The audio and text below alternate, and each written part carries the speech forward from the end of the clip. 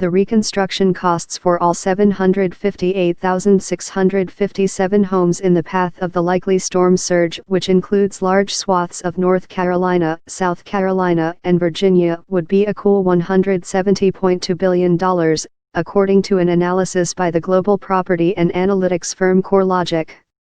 That's assuming Florence remains a Category 4 storm instead of strengthening to a Category 5, which is a possibility. Of course, the likelihood of an event so catastrophic that every one of those roughly 760,000 houses would need to be entirely rebuilt is small. But the sheer numbers at stake should give anyone pause. A quarter of that $170 billion would still put Florence in the top 10 list of most expensive hurricanes in U.S. history.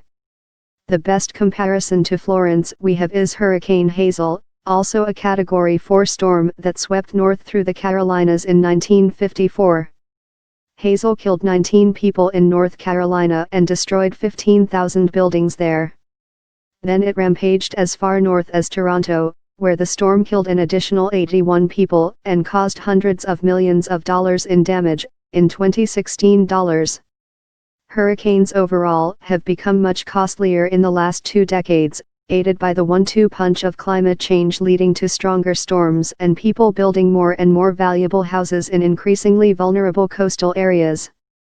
Here's looking at you, Florida. U.S. taxpayers are increasingly on the hook for these costs.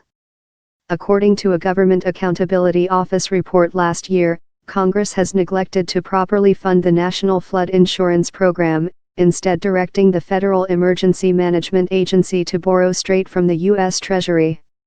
As of March 2016, FEMA owed the Treasury $23 billion.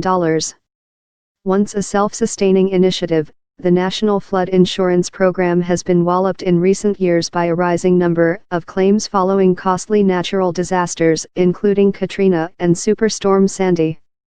In fact, 1% of policyholders account for 25 to 30% of all claims, according to Scientific American. Last year's devastation from Hurricanes Harvey and Irma triggered renewed calls for Congress to reform the program. It has failed to do so. The Government Accountability Office has labeled the National Flood Insurance Program as a high risk, citing structural weaknesses in how the program is funded. In a report published last year, the Congressional Budget Office found the program is operating at a $1.4 billion annual shortfall. Chris D'Angelo contributed reporting.